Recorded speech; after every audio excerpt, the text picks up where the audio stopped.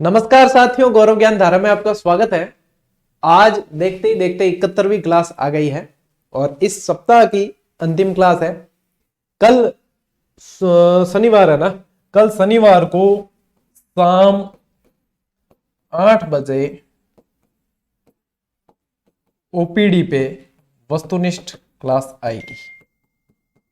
ठीक है, ओपीडी जानते ही हो आप, ऑब्जेक्टिव प्रश्न धारा। इस पे अपनी वस्तुनिष्ठ क्लास आएगी कल शाम 8 बजे। आज ये आ रही है। आज की क्लास में अपन जो है छतरियां पूरी पढ़ने वाले हैं। ठीक है, राजस्थान की जितनी भी छतरियां प्रश्न जो बनेंगे सारे सारे कवर कर लेंगे, याद कर लेंगे इसी के अंदर। और ओपीडी पे जो क्लास आएगी वो अभिलेख और सिक्के वाली एक पार्ट देना बाकी था, दूसरा पार्ट उसको कंप्लीट करवा देंगे। कल शाम 8 बजे तैयार रहे। ठीक है, यदि ओपीडी के बारे में जानकारी नहीं है तो मैंने बता दी थी। कब बताई थी? 5 लाख सब्सक्राइबर पूरे हुए तब बताई थी। ठीक है, आज जब ये वीडियो बना रहा हूं तब अपन 5,30,000 है। आप सभी का प्रेम बना रहे और अपनी क्लासेस ऐसे ही अनवरत चलती रहे, ताकि जो विद्यार्थी कहीं भी पढ़ने में सक्षम नहीं हो वो यहां से पढ़ के सक्षम बने। ठीक है, करें शुरू। छतरियां क्या होती है, छतरियों का और नाम क्या होता है, सारा ही सारा जो है पढ़ें और साथ साथ याद करें। करते हैं शुरू। चाहे आप पेड कोर्स से भी पढ़ रहे हो ना, कोई दिक्कत नहीं है। मैं कभी मना नहीं करता कि आप पेड से मत पढ़ो, सिर्फ मेरे से पढ़ो। देखना, कभी मैंने नहीं कहा। मैं ये जरूर कहता हूं कि मैं पेड क्लासेस नहीं देता, मैं देता हूं यूट्यूब पे। लेकिन आप चाहे भाई जो सक्षम में पेड क्लासेस से भी पढ़ते हो ना, फिर भी यहां से क्लासेस जरूर लगाना, क्योंकि वहां से भी ज्यादा या बेटर कुछ ना कुछ आप लोगों को यहां से सीखने को जरूर मिलेगा।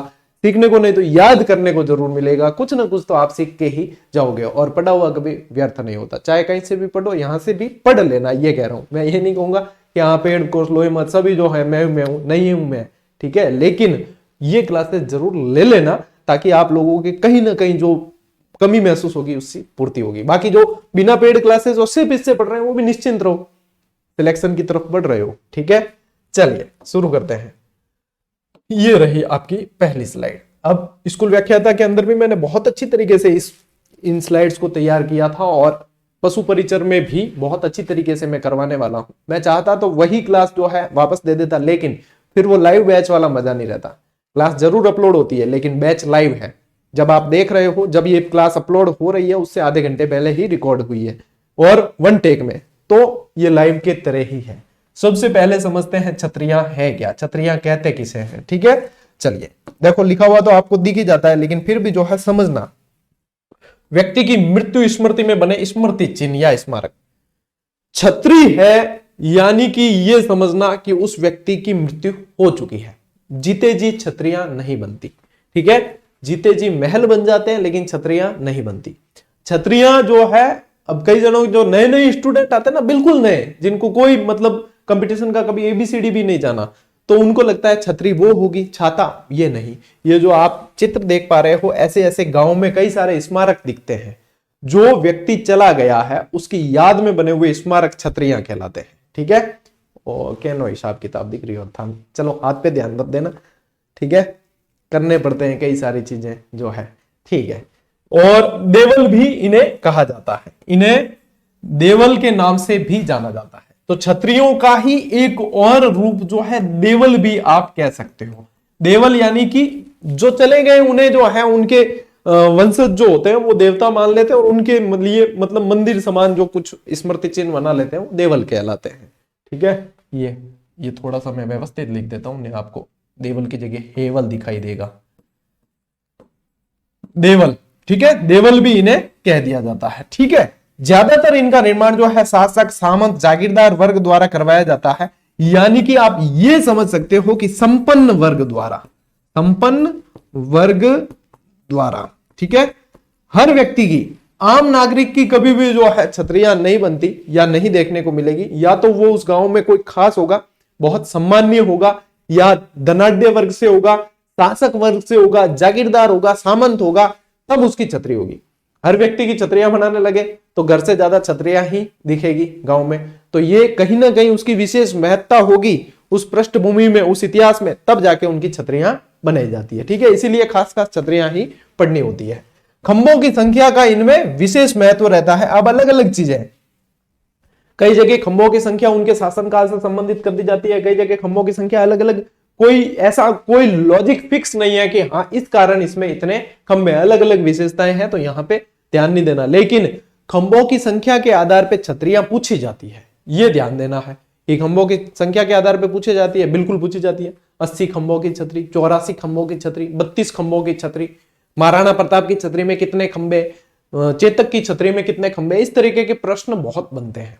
तो अपन सारी चीजें कवर करेंगे, निश्चिंत रहो, आप जीजीडी पे पढ़ रहे हो, ठीक है। ले स्क्रीनशॉट ले लो एक बार और उसके बाद में बढ़ते हैं आगे, ठीक है। उधर ही लिखा हुआ है, यहाँ ले लो भले, मेरे को पूरा हटने की जरूरत नहीं है।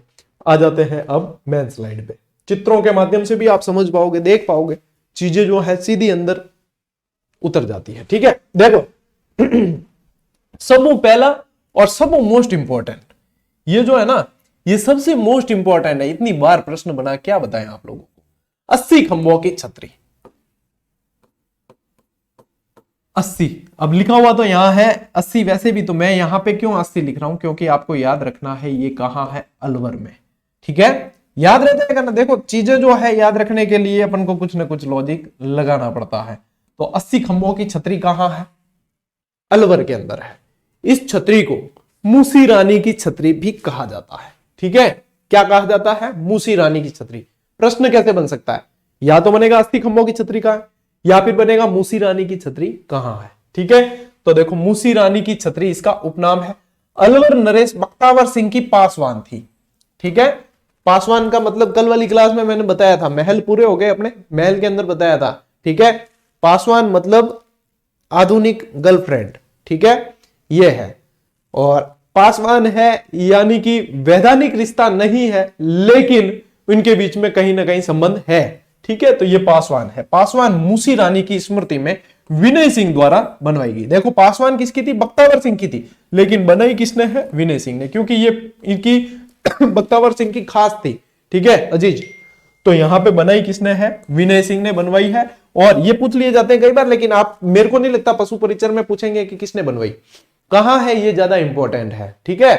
तो बनवाई तो विनय सिंह ने है, और है कौन, मूसी रानी किसकी पासवान है, बख्तावर सिंह की है, ठीक है। तो यहां पे ये चीजें ध्यान रखनी है। क्या याद रखोगे, 80 खंभों की छतरी अलवर में मूसी रानी की है, बख्तावर सिंह की गर्लफ्रेंड थी, है, पासवान थी, और बनवाई किसने, विनय सिंह ने, ठीक है। चलो आओ भैया नेक्स्ट 84, 4 खंभे बढ़ा दो, 4 खंभे बढ़ाए, खुशी खुशी में बूंदी खा लो, ठीक है। 84 खंभों की छतरी कहां, बूंदी। 80 से आगे 84 पे 4 की वृद्धि हुई, मिठाई बांटो बूंदी खाओ, ठीक है। बूंदी के अंदर निर्माण अनिरुद्ध सिंह द्वारा करवाया गया अपने धाबाई देवा की स्मृति में।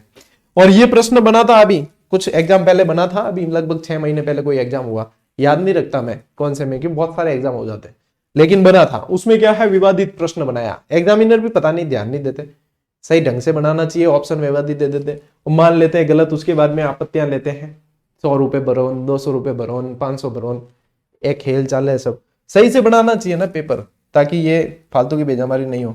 तो ये है एकदम सही कि धाबाई देवा की स्मृति में बनाया है। अब यहाँ पे धाबाई की जगह कई जगह धापुत्र भी आ जाता है, उसके लिए मैंने इस शिलालेख को भी यहाँ पे शामिल किया, ठीक है। ये क्या है, देखो राव राजा अनिरुद्ध सिंह द्वारा अपने धाय पुत्र, यानी कि मेन चीज क्या है, बनवाई किसने, अनिरुद्ध सिंह ने बनवाई। बनवाई किसने, अनिरुद्ध सिंह ने।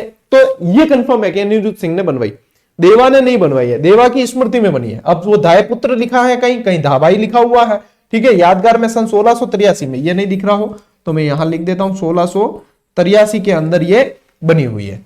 ये 3 मंजिला है, जो विस्तृत विशाल, ठीक है, 84 खंभों की छतरी है। कितनी है, 3 मंजिला।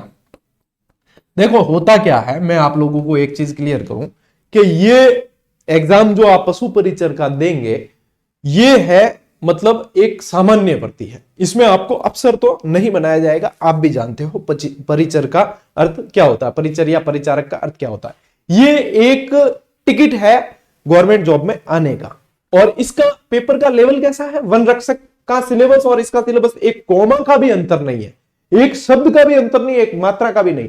तो मैंने जैसे पुस्तक लिखी, तो हम सारे राइटर्स, हमारे प्रकाशक और इनसे यही हुई कि अपन पुस्तक एग्जाम के अप्रोच के अनुसार ही लिखेंगे। ये नहीं कि माहौल, तो देखो आजकल इतने सारे प्लेटफॉर्म हो गए, तो माहौल तो वही रहता है कि बेस्ट से बेस्ट दिया जाए। पशु परिचर के लेवल में आरएस तक का बैच आपको दिया जाएगा या कहीं क्लासें मिलेगी, ये भी पढ़ लो वो भी पढ़ लो, लेकिन मेन चीज ये है कि लेवल को मेंटेन करना जरूरी है। क्यों? क्योंकि रिवाइज भी करना होता है, उसके अनुसार चलना होता है। सिलेक्शन लेना मतलब ये नहीं कि बहुत सारा पढ़ो और सिलेक्शन लो।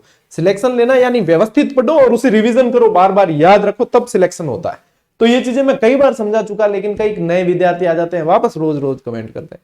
यदि सिलेबस पे अभी भी कंफ्यूजन है, वन रक्षक की विज्ञप्ति निकालो कर्मचारी चयन बोर्ड की साइड से, उसका सिलेबस पढ़ो, पशु परिचर का सिलेबस पढ़ो, 5-5 रख के पढ़ना बिल्कुल ढंग से। उसके बाद में वन रक्षक का पेपर निकालो, कर्मचारी चयन बोर्ड की साइट पे 4 पेपर डले हुए लास्ट टाइम जो हुए वो निकालो, उसमें देख लो। इंडिया जी के सामाजिक अध्ययन वाला आपके कंफ्यूजन 1% नहीं रहेगा उसके बाद, और उसी आधार पर मैंने पुस्तक दी। अब कोई आज ये और कह दे गुरुजी आपने इंडिया जी के नहीं दिया, क्यों दूं मैं? 100 में से एक प्रश्न मान लो खुदा न खास्ता इंडिया जीके का आया, तो मैं उसके लिए उसको 300 पेज या 200 पेज क्यों पढ़वाऊं बच्चे को, जब सिलेक्शन तो राजस्थान जीके से होना है। और मान लो कि वो पूछा भी जाएगा तो मैं कंटिन्यू क्लास ले रहा हूं, मैं 4, 5, 7 जितनी भी मेगा क्लास होगी इंडिया जीके की दे दूंगा और उनको वो भी करवा दूंगा। उसके लिए मैं उनका खर्चा क्यों लगवाऊं पुस्तक में पेज बढ़ा के? आखिर में खर्चा तो स्टूडेंट के ऊपर ही आएगा कि नहीं? आपके ऊपर आएगा। मान लीजिए मेरी पशु परिचर की ये पुस्तक है, ठीक है, ये मेरी पशु परिचर की पुस्तक है, इसके अंदर पार्ट ए और पार्ट बी दोनों है, ठीक है। पेज संख्या इसके अंदर 120 में तो पार्ट बी अपन ने पूरा कर लिया है और लगभग 100 है 550 में पार्ट ए पूरा किया है। और लेवल क्या है? पशु परिचर का एक्चुअल लेवल है। अब यही चीज इंडियन जीके में इसमें जोड़ने जाऊं तो कम से कम 250-300 पेज बढ़ेंगे। खर्चा किस पे आएगा? आप लोगों पे आएगा, हम तो खर्चा देने वाले नहीं, आप लोगों का ही है। ये चीज जो समझ जाते हैं ना वो तो बढ़िया तरीके से, यानी कि समझदार की श्रेणी में समझ गए। जो नहीं समझते वो बस भाई हमको देने में क्या गुरेज है बताओ, हमारे पास में मैटर भी तैयार है इंडिया जीके का, सिर्फ जोड़ना ही तो है पेज। भाई ये इसकी जगह 700 पेज की जगह 900 पेज की किताब दे देंगे, फॉन्ट छोटे कर देंगे, पेज कम करने हैं तो फॉन्ट छोटे कर देंगे, पेज क्वालिटी डाउन कर लेंगे, कुछ भी करके दे देंगे ना। लेकिन विद्यार्थियों को यह ध्यान होना चाहिए कि यदि हम यहां पे इतनी मेहनत कर रहे हैं क्लासेस में, आप लोगों के लिए हर तरीके से पढ़ा रहे हैं, तो कहीं भी आप लोगों के साथ में समझौता तो नहीं करेंगे आप लोग। मैं इसीलिए कह रहा हूं सिलेबस पे बहुत सारे अभी भी पूछते हैं स्टूडेंट, मेरा मत मानो, किसी का मत मानो, वन रक्षक का सिलेबस और इसका syllabus line to line match कर लो, वन रक्षक का पेपर निकाल के देख लो, उसके अकॉर्डिंग तैयारी कर लो बस। अध्यक्ष आलोक राज जी ने क्या कहा? यही कहा कि पिछले एग्जाम हुए हैं इसी सिलेबस पे, उसी आधार पे ये भी होगा, बस दैट्स ऑल। अब इससे ज्यादा कोई भी विद्वान समझा नहीं सकता आपको। अब ये 5 मिनट आप लोगों के दूसरों के भी खराब हुए, क्षमा प्रार्थी हूं, लेकिन कहना पड़ता है, क्या करें। हम रोज रोज की कमेंट पढ़ के फिर हम भी परेशान होते हैं कि भैया इतनी बार समझाया फिर भी नहीं समझते हो, क्या करें बताओ। चलो तो ये अपनी स्लाइड होगी, इसमें समझा दिया ना मैंने सारा का सारा। हाँ ठीक है, 84 खम्भों की 4 बढ़ गए, बूंदी खा लेना, ठीक है, ले लो स्क्रीनशॉट। देखो मैं भी बस भूल जाऊं कि पढ़ा कर रही हो, ये सब चीजें करनी पड़े रहे थे, हम जो नहीं। जब आप इस लेवल पे आ जाओगे और जब आप विश्लेषण कर पाओगे चीजों का, तब आप समझोगे कि हाँ किस आधार पे कह रहे हैं चीजें। आओ देवी कुंड की छतरियां, ठीक है। देवी कुंड की छतरियां 2 जगह हैं। देखो इसको याद कैसे रखोगे? राठौड़ वंश की शाखाएं राजस्थान में कहां कहां थी? एक तो थी, मतलब मारवाड़ तो है ही, ठीक है, एक तो थी अपने जोधपुर, और जोधपुर से ही शाखा निकल के राव बीका गए तो कहां? बीकानेर के अंदर। कहां? बीकानेर। तो देखो देवकुंड की जो छतरियां हैं वो मुख्य तौर पे बीकानेर याद रखना है, लेकिन यदि आप जसवंतड़ा देखने जाओगे जोधपुर, वहां पे भी एक देवकुंड बना हुआ और वहां पे छतरियां बनी हुई है, वो भी देवकुंड की छतरियां ही कहलाती है। और जो मैंने पढ़ा भी लिया आपको, जसवंतड़ा पढ़ाया था ना, राजस्थान का ताजमहल, उसके अंदर बहुत अच्छी तरीके से बताया है। तो बीकानेर के राठौड़ वंश की छतरियां हैं, मुख्य तौर पे ये याद रखनी है। और इसमें सबसे पुरानी जो है वो राव कल्याणमल की छतरी है। देवकुंड की छतरियों में सबसे पुरानी जो है वो कल्याणमल की छतरी है, यानी कि कल्याण हो गया। अब एक चीज और कि सबसे बड़ी छतरी यहां पे राव करण सिंह की है और राव अनूप सिंह की। देखो सबसे बड़ी में करण सिंह और अनूप सिंह है, लेकिन सबसे पहली कल्याणमल, क्योंकि कल्याणमल थे भी इनसे पहले, तो पहले इनकी है। करण सिंह अनूप सिंह इतना नहीं भी याद रहे कोई बात नहीं, ठीक है, लेकिन कल्याणमल ध्यान में रख लेना। और देवकुंड की छतरियां और कहां है? जोधपुर। मुख्य तौर पे प्रश्न क्या बनता है? सिर्फ ये बनता है ज्यादातर कि देवकुंड की छतरियां कहां है, और जोधपुर और बीकानेर दोनों ऑप्शन में नहीं आते, और दोनों ऑप्शन में आ जाए तो बीकानेर करके आना, ठीक है, दोनों आ जाए तो बीकानेर करके आना, ठीक है। चलिए अब आओ केसर बाग की छतरी।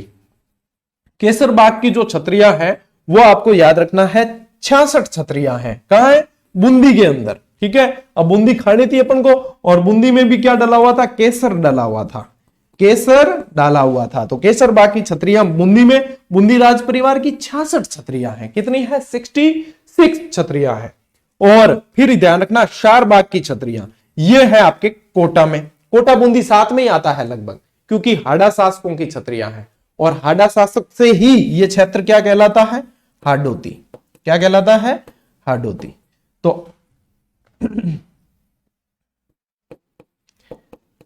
क्या कहलाता है?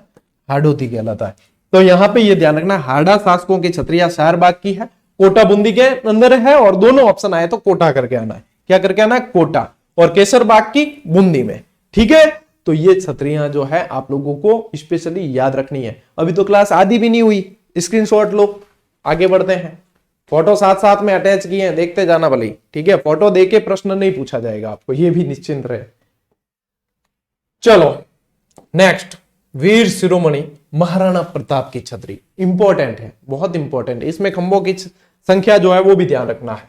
देखो, स्थान इसका बांडोली, और बांडोली वर्तमान जिलों के अनुसार सलूम्बर में आता है। यदि पूछे कि पूर्व जिला यानी पहले, ठीक है, पूर्व जिला पूछे तो उदयपुर, पूर्व जिला पूछते हैं तो उदयपुर, वर्तमान में सलूम्बर के अंदर।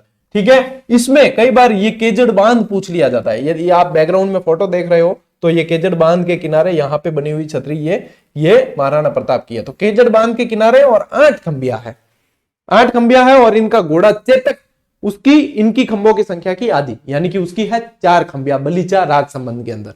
महाराणा प्रताप की बांडोली के अंदर, महाराणा प्रताप की कहां है? बांडोली। बांडोली कहां है? सलूम्बर, केजड़ बांध। ठीक है, केजड़ बांध। और चेतक की छतरी बलीचा राजसमंद के अंदर, और 4 खंभों की है। कितने खंबे?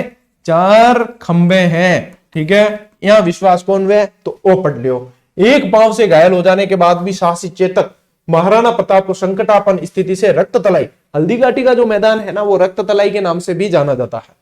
रक्त तलाई और हल्दी घाटी मतलब पास पास है, उसे रक्त तलाई का मैदान भी कहते हैं। रक्त तलाई से हल्दी घाटी के इस पार सुरक्षित ले आया, अपने प्राणों की बाजी लगाकर अंतिम नाले को लागते हुए चेतक लड़कर आकर गिर पड़ा। चेतक की स्मृति में छतरी बनी हुई है, और ये खंभों की संख्या गिन लेना, 4 है। कितनी है? 4। अब ये देखो आहड़ की छतरियां, देखो अ से अनार और अ से अमर सिंह, अ से अमर सिंह, आ से आम और आ से आहड़, यानी कि अमर सिंह की जो छतरी है वो यहां की सबसे प्राचीन छतरी है, या सबसे पहली छतरी है।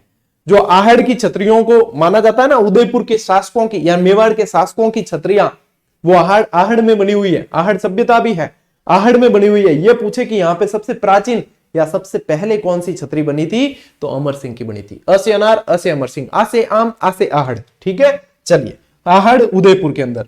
राणा उदय सिंह की जो छतरी है वो गोगुना उदयपुर के अंदर बनी हुई है। उदय सिंह की, उदय सिंह किसके पिताजी थे? बताओ, महाराणा प्रताप के। ठीक है, उदय सिंह की छतरी कहां बनी हुई है? गोगुंदा के अंदर। ठीक है, गोगुंदा उदयपुर। और ये आप देख पा रहे हो यहाँ पे, ये 8 खंबिया छतरी महाराणा प्रताप की है, जो सलूम्बर के बांडोली गांव में सराड़ा तहसील के अंदर। ठीक है, 8 खंभों की छतरी का निर्माण महाराणा अमर सिंह प्रथम के काल में भामाशाह ने करवाया था। किसने?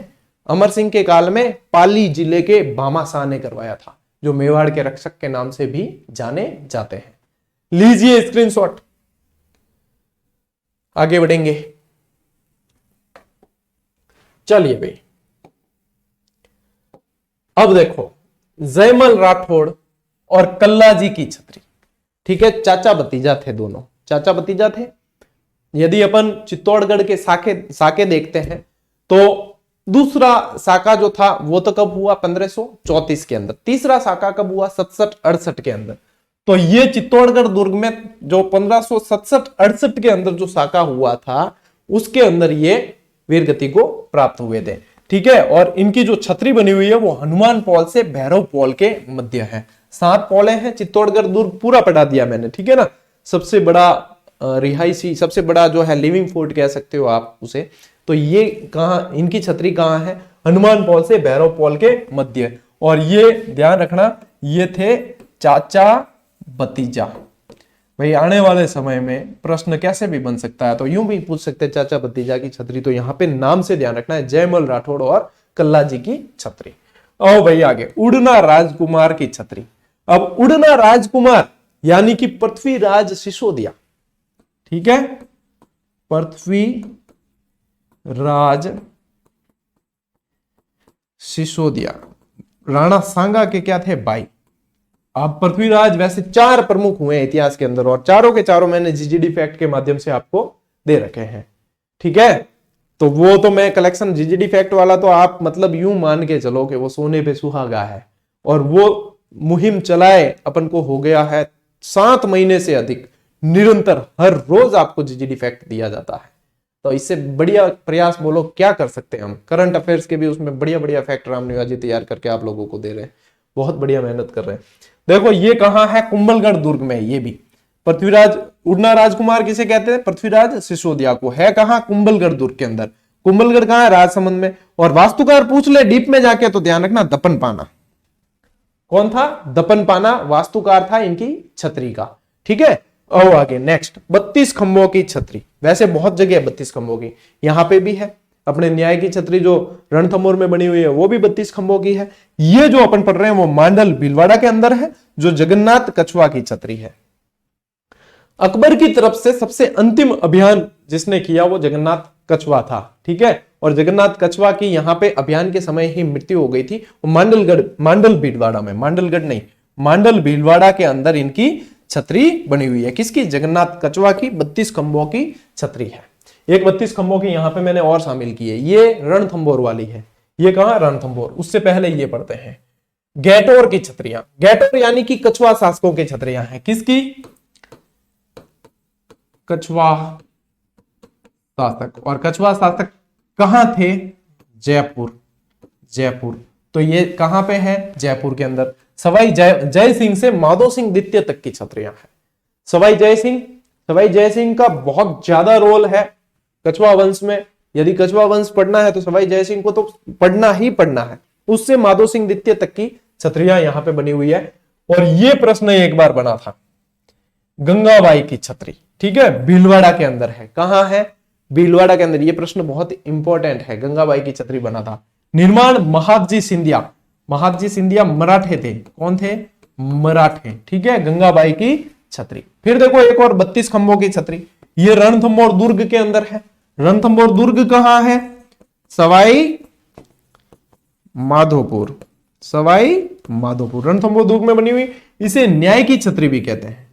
क्यों, क्योंकि ये है ना हम्मीर के पिता की छतरी जैत्र सिंह की याद में बनी हुई है। हम्मीर अपने पिता जैत्र सिंह की स्मृति में इसका निर्माण करवाते हैं। और ये कहा जाता है कि हम्मीर देव चौहान जो था ना, हम्मीर देव चौहान, राणा हम्मीर नहीं, हम्मीर देव चौहान जो था ना, वो यहां पे बैठ के और सुनवाई करता था और न्याय करता था, इसलिए न्याय की छतरी कहते हैं। यहां पे इसके 32 खंभों के पीछे ये कहा जाता है कि इनके पिता के 32 वर्ष के शासन के कारण इसमें 32 खंभे रह गए। सब जगह खंभों की अलग अलग अहमियत है, ठीक है, आप ले स्क्रीनशॉट।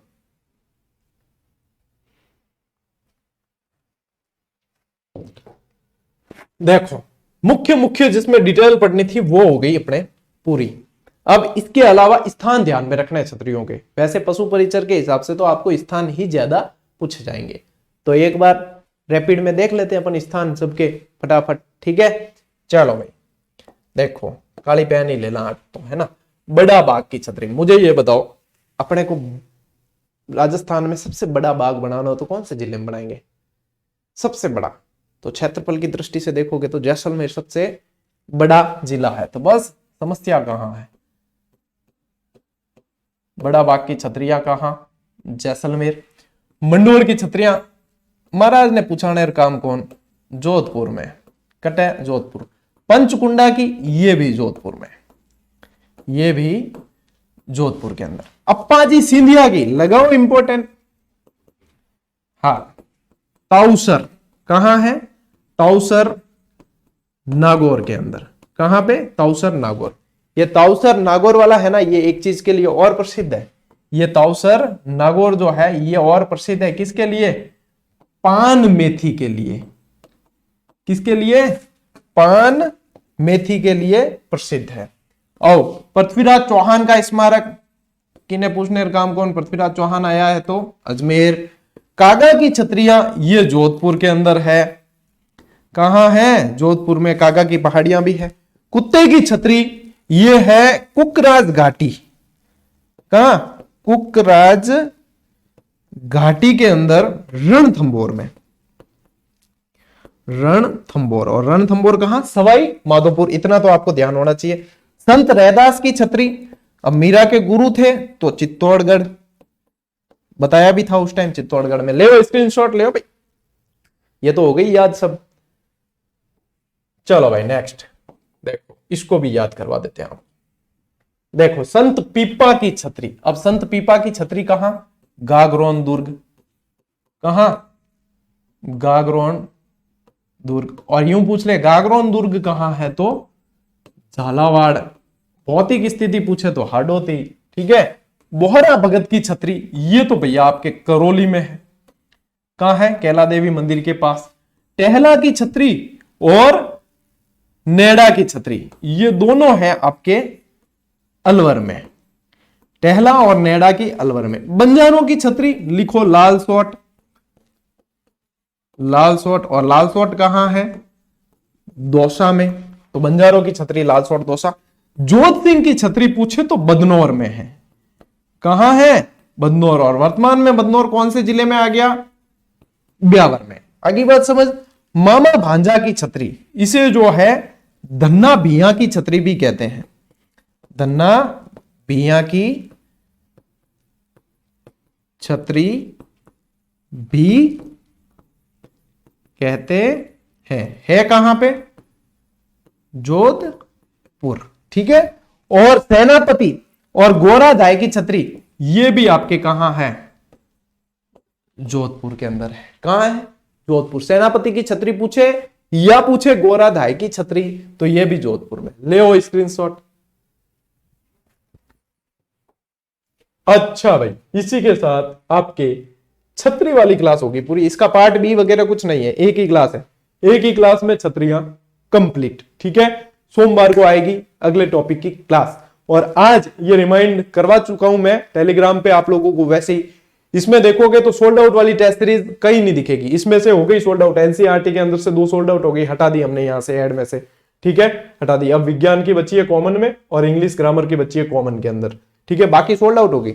सोल्ड आउट का मतलब ये उसे नहीं खरीद सकते। जिन्होंने खरीदी है वो अभ्यास कर सकते हैं, उसकी वैलिडिटी है तब तक। नए अभ्यर्थी नहीं जोड़ सकते, इसीलिए कहा जाता है। यहां लिखा है देखो, पहले सोल्ड आउट से पहले ज्वाइन कर लो। ये पशु परिचर की है। ये वाली जो है एनसीईआरटी वाले फोल्डर में मिलेगी। ठीक है, एनसीईआरटी वाले फोल्डर में मिलेगी यहां पे ये, क्योंकि 6th से 10th की पूरी किताबों को कवर किया है विद एक्सप्लेनेशन, व्याख्या के साथ है। ये फर्स्ट ग्रेड से रिलेटेड है, नए जिलों के अनुसार अपडेटेड है। ये सेकंड ग्रेड से रिलेटेड है, नए जिलों के अनुसार अपडेटेड है। और ये सेकंड ग्रेड एसएसटी की है। इसमें अभी तक ये 4 सब्जेक्ट की ही लॉन्च कर पाए हम। बाकी के जो है 4 सब्जेक्ट की बहुत जल्द लॉन्च कर दी जाएगी। ठीक है, अभी 4 की हुई है, बाकी की 4 की भी जल्दी कर देंगे। तो जिसे अभ्यास करना है एनरोल जल्दी से हो जाया करें, सोच विचार बिना। ये जो है बिल्कुल सब देखोगे तो यहां पे मुझे बताना, एक भी जो 3 डिजिट का, 3 डिजिट में एक भी रेट नहीं है। जबकि प्रश्नों की संख्या देखोगे तो बहुत जबरदस्त, सारे के सारे हर टॉपिक को क्लियर करवाने का प्रयास किया गया है। और पशु परिचर वाली तो व्याख्या भी डाली गई है। पशु परिचर वाली में पहले इनमें तो व्याख्या नहीं थी। ठीक है, और इनमें लेकिन प्रश्नों की संख्या बहुत तबियत से शामिल की है, व्याख्या की आवश्यकता तक नहीं है। लेकिन इसमें और इसमें तो व्याख्या भी दी है, इसमें भी व्याख्या दी है। ठीक है, जिला दर्शन के अंदर भी शानदार व्याख्या दी है, विज्ञान के अंदर भी व्याख्या दी है।